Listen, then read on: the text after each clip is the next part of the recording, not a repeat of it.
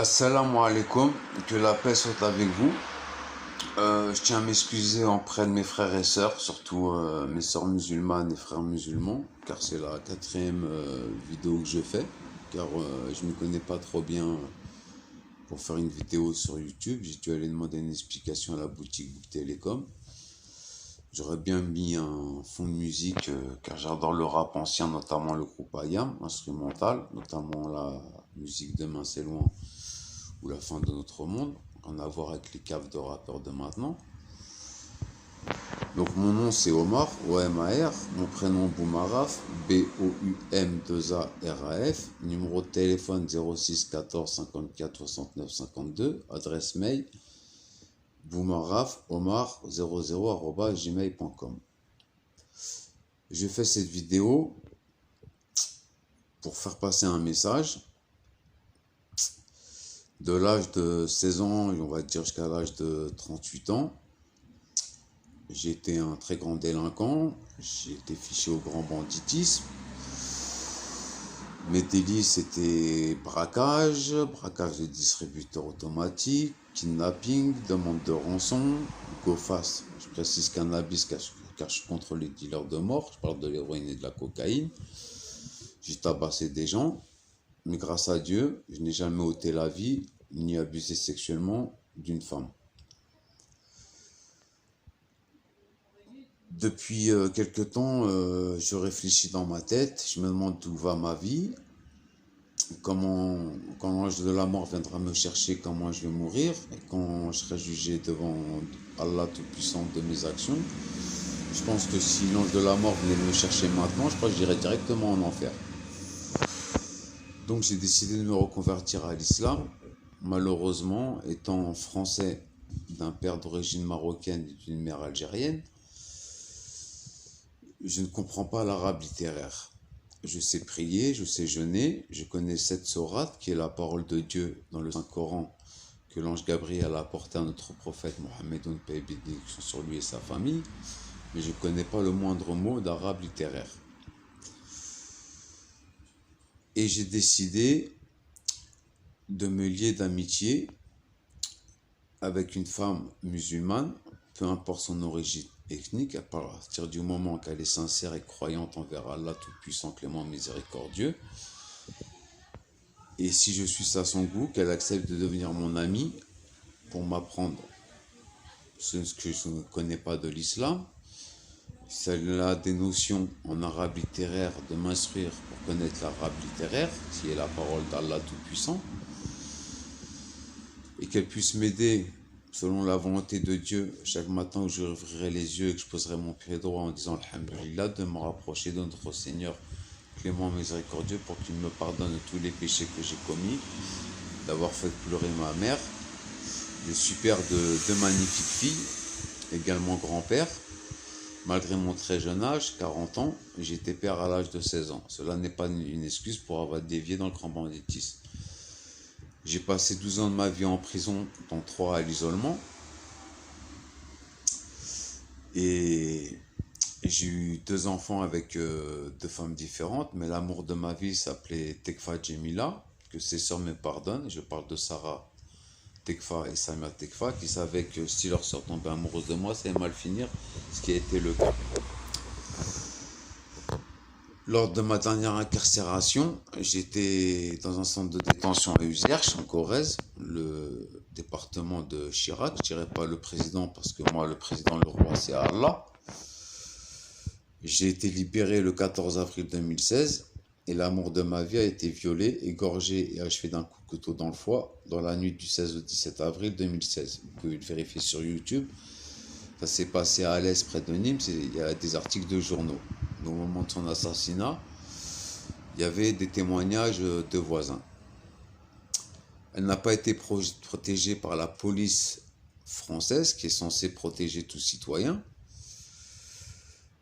car elle a été 15 fois au commissariat de police de Alès, portée d'abord, elle a déposé 6 mains courantes plus 9 plaintes contre son assassin. La police n'a pas bougé, n'a pas levé le moindre petit doigt.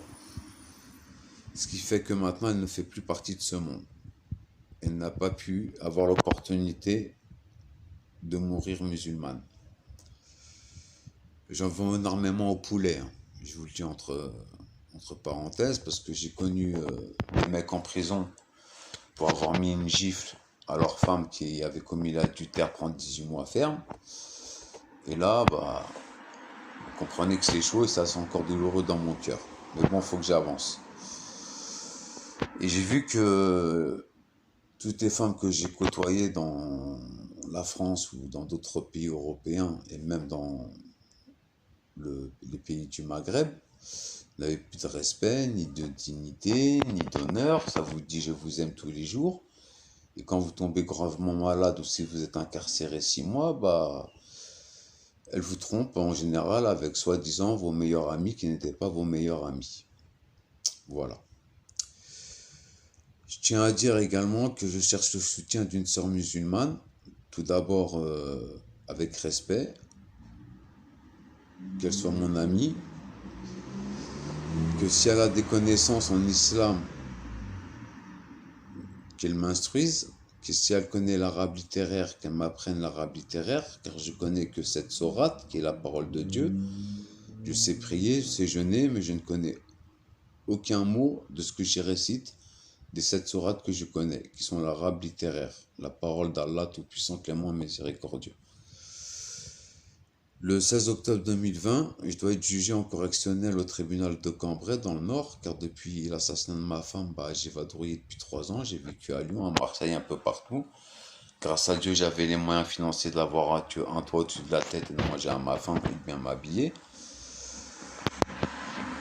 Et on me reproche, malgré que j'ai une épée Damoclès de 80 sursis au-dessus de la tête, parce que, je vais le dire, hein, il y a 2 ans, j'ai fracassé à mort un dealer d'héros, parce que ça m'est hors de moi, parce que je compare les vendeurs de drogue dure comme délit à un crime contre l'humanité. Ils font de mes sœurs, qu'ils soient chrétiennes, juives ou musulmanes, de futures prostituées, et de mes grands frères. Ils les mènent à la déchéance jusqu'à ce qu'ils meurent dans un banc public, morts de froid. Quand ils sont en prison, ils disent un tel, c'est un pointeur. Mais quand une gamine, une sœur à moi de 18 ans, qui est en crise de manque, vient leur demander une dose d'héroïne, ils leur proposent une fellation contre une dose d'héros. Donc c'est eux les pointeurs. Je pense que vous serez d'accord avec moi. Quoi dire d'autre? C'est très difficile. Si une sœur musulmane m'entend, même si elle est dans le plus fin fond de pays de cette planète, mon numéro de téléphone c'est le 06 14 54 69 52, ma boîte mail boumarafomar00@gmail.com. Si elle veut bien être mon amie, me soutenir dans le but et dans le respect de m'enrichir dans la religion musulmane, si elle a des notions en arabe littéraire, de m'instruire dans l'arabe littéraire. Il y a plusieurs moyens pour communiquer, courrier, internet. Bon, en prison c'est un peu plus compliqué, mais bon, vous inquiétez pas, il y a des failles. Et pourquoi pas devenir mon épouse, Inch'Allah. Si elle soulage mon cœur, mes tourments, et fait de moi un homme meilleur, et que grâce à son aide, selon la volonté de Dieu, à chaque fois que je me réveillerai le matin, que je poserai le pied droit, que je dise Alhamdulillah, et que je me rapproche de mon Seigneur chaque jour pour qu'il me pardonne des gros péchés que j'ai commis et du traumatisme que j'ai fait subir à mes victimes. Ensuite, je voudrais dire une chose sur la justice française. J'ai pas honte de le dire, hein, ça arrive à beaucoup de gens. À l'âge de 6 ans, j'étais victime d'un pédophile. Un cousin germain. Je le dis parce qu'il y a prescription. Je lui ai pas ôté la vie, mais ça fait 5 ans, je me suis occupé de son cas avec un collègue. Maintenant, il vit dans un fauteuil roulant et il bouffe avec une paille dans la bouche jusqu'à la fin de ses jours. Je pense que c'est pire que la mort. C'est un châtiment que j'aimerais pas avoir. Je préférerais mourir. Mais bon, je pense qu'il le mérite. Maintenant, je comprends pas nos jeunes de banlieue avec leur kalachnikov dans leur cave alors qu'ils savent même pas s'en servir. Moi, j'ai fait la Bosnie pendant 2 ans. Je sais ce que c'est le mal à l'état pur. J'ai vu des charniers. qu'on appelle l'armée française de la Grande Muette, le NIRA, parce que quand on m'a envoyé en mission, c'était non officieux. Donc on m'a demandé de faire des sales choses. Voilà. Et quand je vois ces jeunes des banlieues qui se révoltent même pas de voir des pédophiles, des violeurs, de gamines, filles ou garçons de 6, 10 ans, même un peu plus âgés, de prêtres qui sont protégés par le gouvernement français, qui ne font même pas un seul jour de prison, des pédophiles qui prennent des peines minimum entre 5 et 7 ans, et sachant les grâces qu'il y a en prison, qui sortent au bout de 3 ans et qui récidivent, qui sont mieux traités que nous en prison, mieux respectés par le service pénitentiaire en prison, qui ont les meilleurs soins médicaux, qui voient des psychiatres, qui sont libérés soit en conditionnel avec un bracelet, sous prétexte qu'ils sont malades. Alors moi, je dis à tous ces juges, avec, comme disait Jacques Messrine, avec leur écharpe en sang un poil de damasien, moi étant un braqueur, moi étant tabassé des gens, moi ayant menacé des vendeurs d'héros et de coke pour protéger mes sœurs et mes frères, bah moi aussi je suis malade. Je suis malade. Donc ce qui veut dire que nous sommes en France ou dans certains pays européens, que si on touche au pognon de l'État ou aux gentils, c'est encore plus grave que de violer un enfant. Donc l'argent passe avant l'humain. Alors vous les gamins de 16, 18, 19 ans dans vos quartiers qui manquaient de respect à vos mères, à vos pères, à vos frères, à vos sœurs, qui vous levez le matin pour faire les 3-8, encore plus dur que les D8 chez Renault, pour vendre de la mort à nos sœurs, à nos frères. Et quand une de nos sœurs vient vous voir en crise de manque pour une dose d'héros, que vous lui demandez de vous faire une fellation en échange de dose d'héros, vous êtes des pointeurs. Quand vous êtes en prison, je vous ai vu faire les putes pour 1 ou 2 juin, vendre des gros blagues. J'ai rien contre les blagues, ce sont mes frères. Pour moi, tout humain est frère. Peu importe sa conviction religieuse, ça c'est entre nous et Dieu. Et tout se jugera le jour du jugement dernier par rapport à nos bonnes ou mauvaises actions. Quand vous jouez les coqs en promenade en prison et que vous demandez un tête-à-tête, vous prenez une raclée, vous avez 10 potes à vous qui viennent tabasser le mec qui vous a mis une raclée. Vous vous prenez pour des hommes. Et quand vous sortez de prison et que vous retournez dans votre quartier vendre votre mort, vous prenez pour des caïds. Moi je vous le dis, vous êtes des merdes. Maintenant je vous le dis, moi quand je suis en promenade sur la tête haute, car je n'ai peur de personne que d'Allah Tout-Puissant. Dieu a dit, qui enlève une vie tue l'humanité, qui sauve une vie sauve l'humanité. Je le dis haut et fort. Le premier détenu qui s'approche de moi pour me parler de drogue, de mort ou de sujets de conversation qui pourraient me vexer ou qui cherche à m'agresser, je lui mets un coup de lame gilette dans la carotide. En 2 minutes, il est mort. Et je pense qu'aux yeux de Dieu, ce sera de la légitime défense et pas un meurtre. Maintenant, je reviens à mes sœurs musulmanes. Si une sœur musulmane entend ce message, qu'elle croit en la sincérité de ma parole, si elle veut bien m'aider à me rapprocher de Dieu et à me faire pardonner, si elle veut bien m'aider à mieux connaître ma religion, l'islam, si elle veut bien m'aider à apprendre l'arabe littéraire si on en a la connaissance, si elle veut bien devenir l'une de ma meilleure amie, car les plus loyaux sont les frères musulmans et les plus sincères et les plus pieux, et pourquoi pas, Inch'Allah, plus tard devenir mon épouse, avec tout le respect, sois la bienvenue et que Dieu te protège.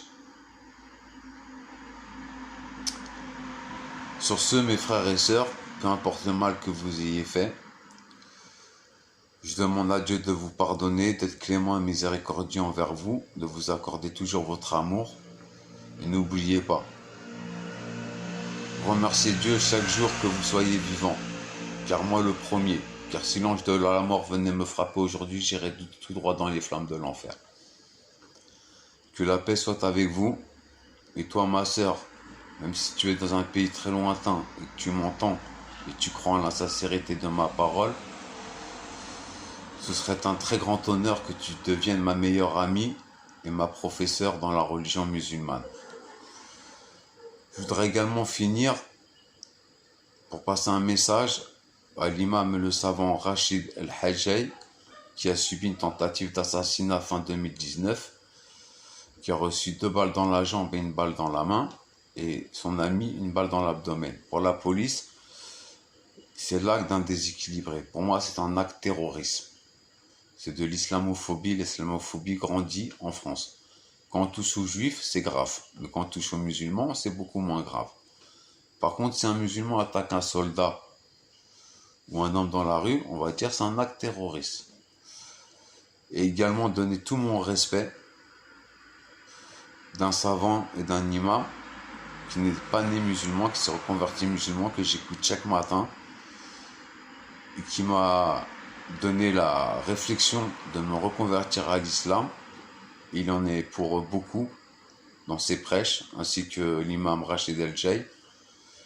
Je parle de monsieur et de l'imam et de savant Eric Nounous, que j'aimerais énormément rencontrer, que je sois libre ou incarcéré. Que la paix soit avec vous, mes frères, mes sœurs, que Dieu nous pardonne tous de nos péchés et que nous apprenions tous à éduquer notre âme et à résister à nos pulsions, à nos désirs qui sont des péchés interdits. Si Dieu a créé Adam et lui a enlevé une côte pour créer Ève, c'est qu'il a senti qu'il était seul. L'homme n'est pas fait pour vivre dans la solitude.